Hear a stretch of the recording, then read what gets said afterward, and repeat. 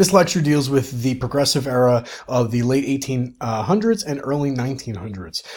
And what you can see from this chart, as we've talked about in class, there's several different areas of progressive reforms. There's social reforms, there's government reforms, and then there's business and economic reforms, and we'll talk about several of those. So one time frame that people give for progressives is 1890 to 1917, which is the beginning of World War I for the United States. But first of all, before we get into when it was, who were progressives? Progressives were reformers who attempted to solve problems caused by the great growth of industry and robber barons of the 1870s and 1880s, and what was happening in cities, and also a lack of government intervention after the Civil War. So progressives were trying to, in their eyes, fix the wrongs of the United States at the time.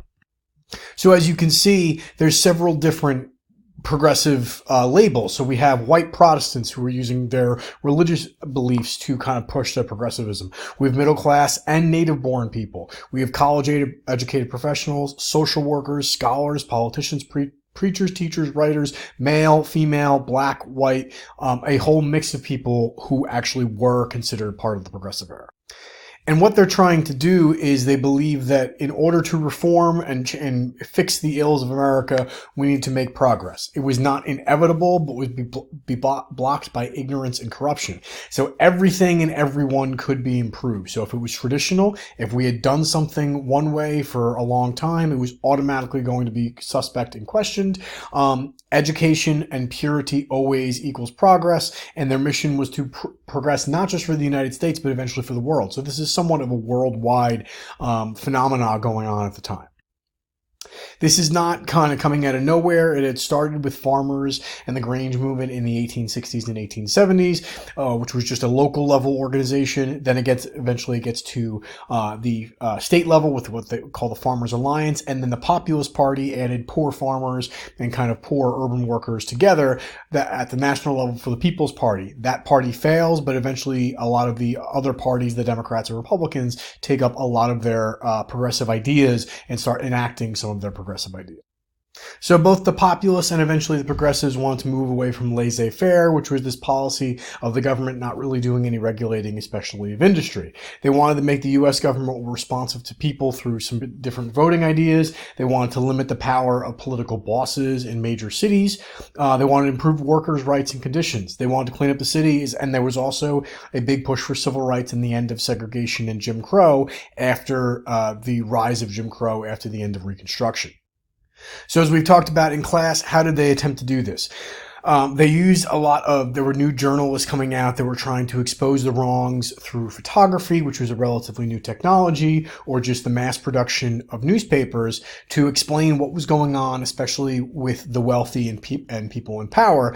And they felt it was their job to write and expose any of the corruption and be basically whistleblowers on any of this. So they exposed corruptions, but the muckrakers themselves didn't necessarily offer solutions. That a lot of the solutions came from old populist ideas or other people within the progressive era.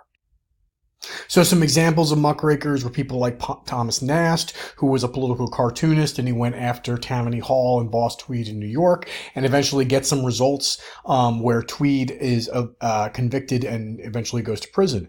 Jacob Riis and John Spargo used photography. Jacob Riis was more famous with his book How the Other Half Lives, and he showed poor living conditions. Spargo focused on child labor, and we get New York passing building codes to have more safe housing and ending of child labor because of Spargo. Probably the most famous of the muckrakers is Upton Sinclair, and he writes The Jungle, which talks about dangerous working conditions and unsanitary procedures in the meatpacking industry in Chicago. And eventually the federal government passes the Meat Inspection Act, and eventually we get the FDA, the Federal Food and Drug Administration, out of that to make sure that everything you consume is relatively safe.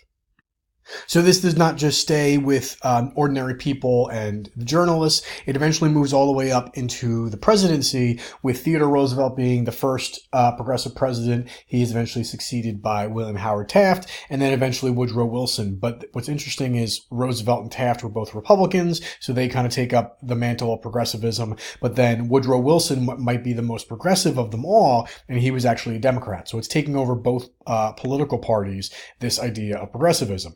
So We'll start with Theodore Roosevelt. So he's the most prominent, he's the most well-known. He gets the nickname the Trust Buster because he goes after monopolies and monopolist organizations through the Sherman Antitrust Act. He tightened Food and Drug Administrations. As I mentioned, he's the one who passes the Food and Drug Administration, or creates the FDA.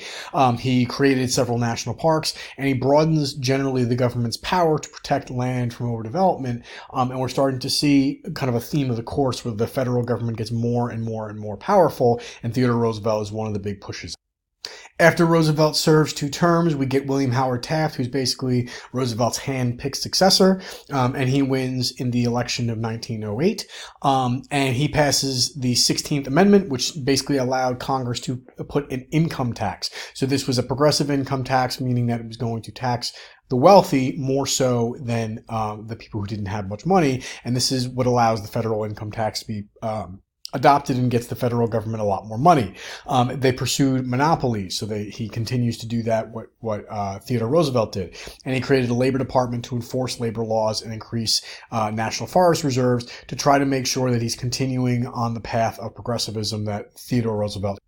To take a step back from the presidents, though, it's not just presidents who are doing this. A lot of the progressive work was at the state level. And Wisconsin Governor, eventually Senator Robert La Follette, is one of the biggest progressive leaders.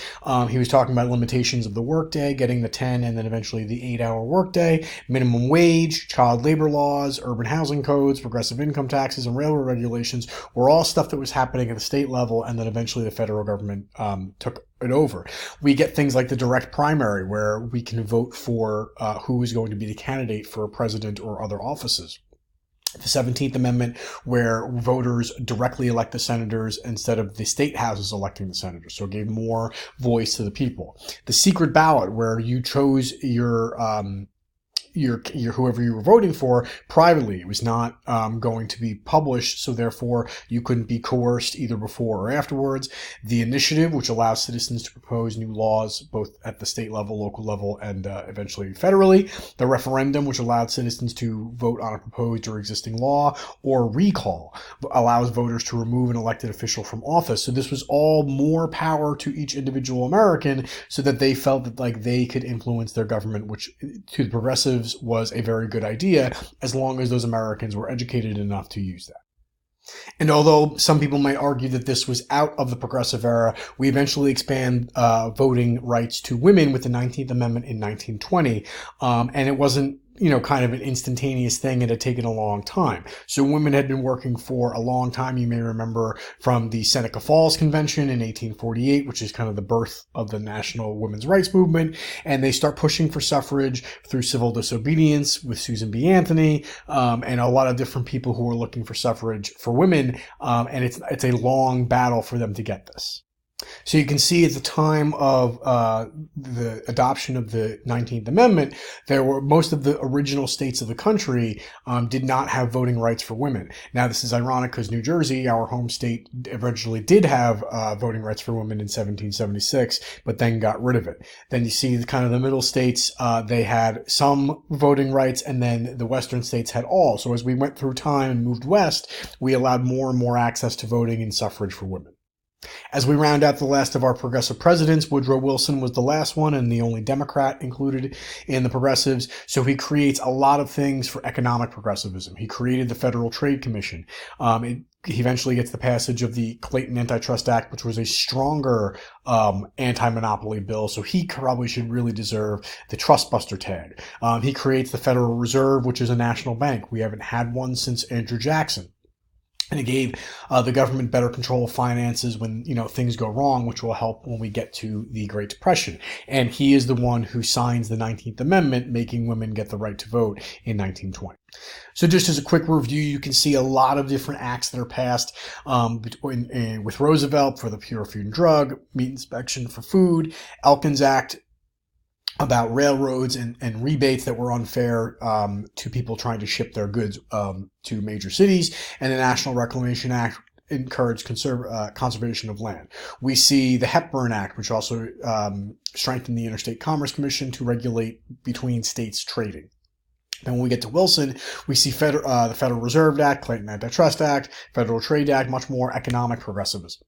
the Underwood tariff, which reduced import fees so that we could have far more trade with other people, and the government made up for the money that was lost on that from the 16th Amendment and the income tax.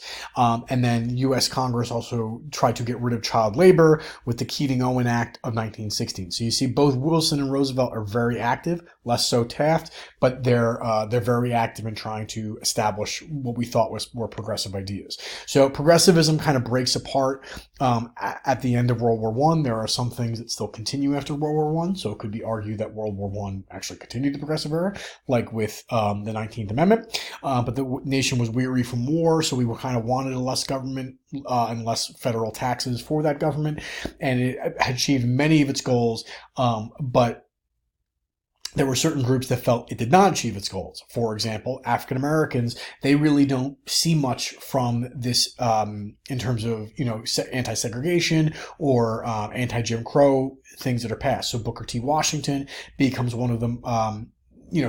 Big African American civil rights leaders of the time, and was trying to push for African Americans to get an education and work kind of from the ground up, gradually become economic, and then eventually get political rights. So he's sometimes compared to the Martin Luther King of the later 20th century. And then we have W.E.B. Du Bois, who said, we've waited long enough and we really need to push for rights now. And that he becomes a little bit more of the aggressive and probably the more successful of the two black leaders. Now, they don't necessarily get any sort of legislation, but you can see that the issues that we kind of dealt with, or we thought we dealt with the Civil War, the end of slavery, and Reconstruction are still going to be with us for quite a while. So progressives definitely have some successes, but African Americans and segregation and Jim Crow laws are definitely one of their failed attempts, if there were any attempts, to change these laws.